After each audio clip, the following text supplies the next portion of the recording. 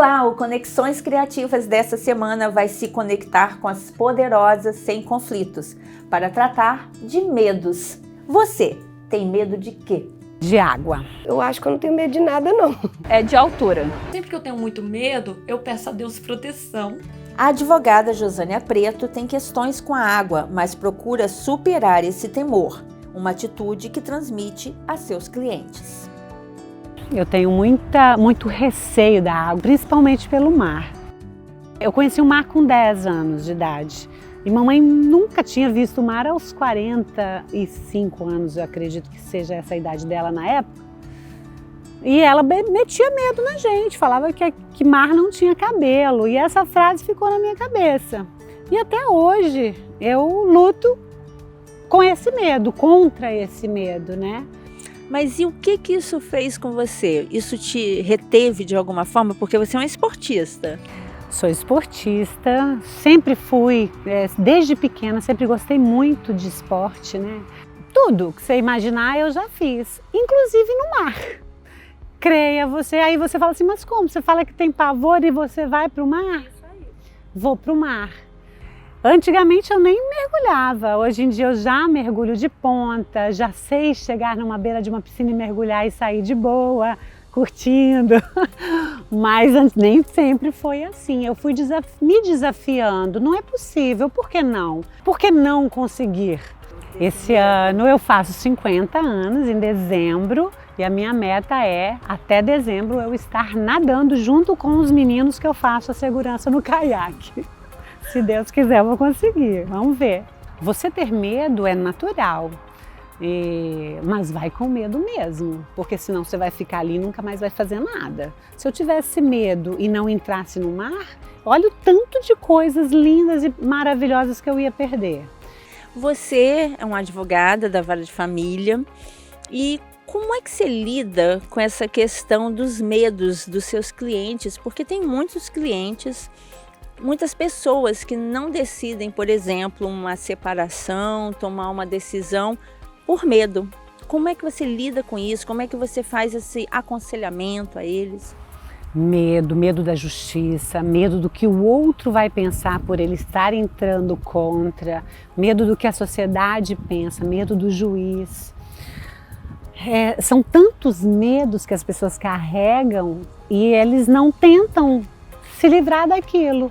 A gente tem que estar chegando lá forte, ainda que por dentro, moído de medo, por fora a gente tem que estar um leão forte para não transparecer medo. Pelo menos é assim que eu faço, é assim que eu penso, sabe, Ivana? E tem pessoas que acabam, por conta disso, adiando a própria felicidade, né? Preferem ficar numa relação, né? Optam por ficar numa relação que não tá bacana por medo de ficar sozinho. Não enfrentam, né, a realidade, não saber sobreviver sozinho, o medo da solidão. Para ser feliz eu vou ter que enfrentar isso? Então vai, se joga. Tenta, pelo menos, porque senão lá na frente você vai falar assim, poxa, eu nem tentei. A gente precisa tentar ser feliz. Medos a gente tem muitos, né? Mas um que me acompanha há muito tempo é de altura. Já desenvolvi fobia há um tempo, melhorei, mas ainda é algo que eu não me sinto confortável. Lugares altos são meu desafio. E cavando até o porquê desse medo, eu descobri lá na infância um problema com roda gigante. Não gosto, mas nos últimos tempos, como eu tenho uma filha de 7 anos, eu tenho me forçado a estar nesse lugar por ela, né? A superar esse medo? De alguma forma, né? Ainda que se não superado, controlá-lo. Se a roda gigante ainda parece ameaçadora para essa advogada mediadora de conflitos em decorrência de um trauma de infância, na mesa de mediação de conflitos é diferente. A assertividade e a racionalidade são buscadas em prol de um diálogo e de uma vida equilibrada. Você fala de controle, de superação. Como é que isso é levado para uma mesa de mediação de conflitos? Você trouxe palavras importantíssimas, Ivana, porque se há alguma coisa dentro da mesa de mediação é o medo. Medo das pessoas tem de parecerem vulneráveis, medo de serem enganadas, medo de serem deixadas de lado ou da interdependência existente em mesa. Mas uma outra palavra também da mediação é a superação. De que forma?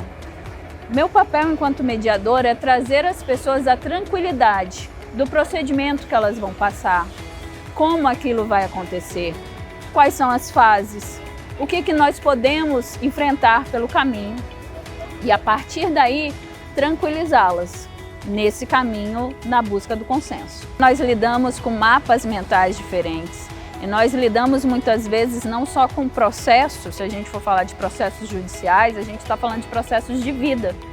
Pessoas que se amaram, que se feriram, que se enganaram, que se desiludiram ou que estão num nível de conflito tão alto que sequer podem dialogar. Lembrando que em mesa a gente respeita os limites das partes. Em primeiro lugar, a gente separa as pessoas dos problemas. E isso é uma técnica, não é só uma fala.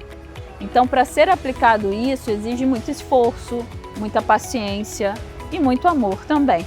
E aí, quando a gente faz isso num paralelo com a mediação, quando não há mais amor ali na mesa, nem entre as partes, a gente fala da assertividade e da vontade de viver uma vida bem estabelecida ou livre daquele problema que a gente se encontra, porque muitas vezes as pessoas não conseguem resgatar o amor como válvula propulsora.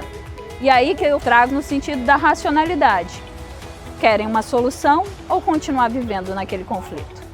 O Conexões Criativas vai para um rápido intervalo, mas já voltamos.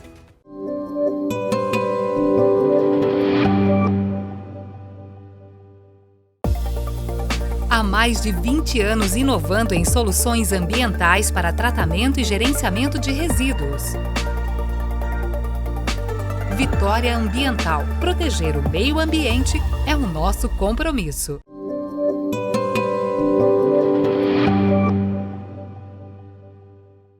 Há 20 anos, a Abapai propaga a fé cristã por meio de uma variedade de artigos e enfeites religiosos. São produtos finos, de bom gosto e inspiradores. Abapai, presentes que evangelizam. De volta com o Conexões Criativas para falar de medo e racionalidade. O determinismo e a fé ajudaram a tabeliã Marla Camilo a vencer o medo em circunstâncias adversas e encarar os desafios é para ela a chave da felicidade. Meus pais tiveram uma vida muito difícil, porque eles foram criados na roça. Então eles criaram uma convicção de que eu tinha que ter uma criação um pouco mais dura para eu dar mais valor na vida. Então sempre que eu tenho muito medo, eu peço a Deus proteção. E meus pais me ajudaram a ser um pouco mais forte. E eu consegui superar muitos desafios até os dias de hoje. Por isso, Marla não entende quando as pessoas não buscam o cartório para evitar problemas futuros. Aqui no cartório, um medo que eu tenho percebido que as pessoas têm é do outro se afastar dela. Por exemplo, a pessoa que está casando, ela deixa de fazer um pacto antinupcial para poder resguardar a sua empresa, para poder resguardar, às vezes, um fundo de garantia que ela possa ter no futuro, caso venha ter um divórcio. Isso tudo é possível de ser relatado no pacto pré-nupcial, pacto que é feito num cartório de notas para a pessoa depois poder levar para o cartório de registro civil. Lá no pacto antinupcial você pode esclarecer tudo aquilo que é importante para você. Por exemplo, a minha empresa, por mais que o regime seja da comunhão parcial de bens, ela não vai entrar na partilha de bens caso a gente venha a ter um divórcio. O meu FGTS, que eu juntei com o suor do meu trabalho, se a gente viesse divorciar, isso eu não quero que seja partilhado no meu divórcio. Só que as pessoas têm medo, elas preferem não conversar sobre o assunto, elas preferem simplesmente ir até um cartório de registro civil, casar pelo regime geral da comunhão parcial de bens e acreditar que vai dar tudo certo e que nada de ruim vai acontecer. Outra questão importante é o planejamento sucessório. As pessoas têm medo de conversar com seus familiares para que seja feita uma doação, para que seja feito um testamento, porque temem que eles pensam que elas estão apenas preocupadas com os bens e, na verdade, elas estão ali antecipando uma discussão que possa vir no futuro. Outro caso muito interessante também é que muitas pessoas não querem ter custo com o cemitério, né? Falam assim, então eu quero ser cremado. Porque para você ser cremado é importante que você faça essa declaratória em cartório. E as pessoas falam que querem, mas não tem coragem de ir até no cartório para falar, olha, eu quero ser cremado. E o valor disso é muito barato, é aí próximo aí de R$200 para um desgaste que pode vir depois, porque precisa de ter tanto autorização médica como judicial. Não são todos os casos que é possível assim, uma liberação de corpo para cremação. E acaba que esses medos todos vão como que enredando as pessoas em situações em que elas acabam depois não conseguindo se ver livre disso, né? E acabam prorrogando um problema que vira uma bola de neve para os seus sucessores. E acaba, por exemplo, às vezes se vendo numa situação que não pelo desconhecimento, mas pela informalidade, acreditavam que estavam tendo uma via ali mais fácil e acabam tendo um transtorno muito grande para suas vidas e acabam tendo um prejuízo financeiro muito grande. E novos medos surgem daí também, né? E novos medos surgindo a partir daí. A psicóloga Sátina Pimenta explica a origem dos medos e ela aposta na racionalidade para se viver bem, apesar dos desafios da vida. Então eu tenho medo de barata, mas o medo de barata não me faz deixar de ir num lugar. Eu vejo a barata e falo, mas eu não deixo de entrar, eu não deixo de fazer certas coisas. Beleza, isso é um medo. Mas quando eu ultrapasso isso e transformo isso numa questão de saúde mental, eu levo isso para uma fobia. De onde vem o medo? Então, a gente tem algumas ideias, né, de teorias que falam sobre o medo. Um medo que a gente tem é aquele medo que é psicológico mesmo, que vem de traumas, como Freud fala, como alguns psicanalistas vão falar, de algo que você viveu, se traumatizou e talvez você nem se lembre disso, e ele fica ali enraizado no inconsciente. E um outro medo é o medo que a gente constrói dentro da própria sociedade. E esse medo, né, ele gera pra gente reações, gera pra gente comportamentos. O que te dá medo? Ivana, essa pergunta é uma pergunta que rodou lá em casa uns dias. Porque quando a gente falou, vamos fazer uma gravação sobre o que é medo, né, e o que é sentimento, eu parei, olhei para um lado, olhei para o outro, falei bem assim, falei até com meu marido, falei, Antônio, eu acho que eu não tenho medo de nada não. Porque eu não tenho medo de voar, eu não tenho medo de barata. Os medos comuns do dia a dia, eu não tenho medo de comer uma comida diferente, eu não tenho medo de me arriscar em algo diferente. Eu não tenho esses medos comuns. Tenho receio da Covid, né, que é o momento que a gente está vivendo. Eu não tenho medo da Covid. A gente tem que ter medo daquilo que a gente não conhece. Quanto mais a gente conhece, mais poder a gente tem sobre o objeto, menos receio a gente tem sobre ele. Então, volto com o meu jargão. Conhecimento, ele é poder. Inclusive, poder sobre as nossas impressões em relação ao mundo. Na minha racionalização, eu tenho uma ciência que me dá respostas e que eu posso me basear nessa ciência para me proteger. Então, eu utilizo dessas informações para gerar a proteção que eu preciso e não ter que ter o pavor, o medo, o desespero do Covid.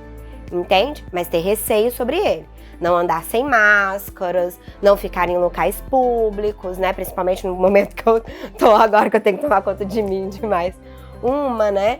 Então, assim, eu acho que esse medo, ele poderia ser menor se nós tivéssemos uma racionalização coletiva quanto às verdades científicas que nos estão sendo apresentadas. Se pode ficar em casa, fique em casa, sabe? Se você tem que trabalhar, utilize de todas as informações necessárias para se proteger. Esteja com álcool, esteja com a sua máscara, evite contato. Faça aquilo que os cientistas falaram para a gente fazer, entende? Porque aí a gente tira o pânico, gera o receio e daqui a pouco, se Deus quiser, isso acaba.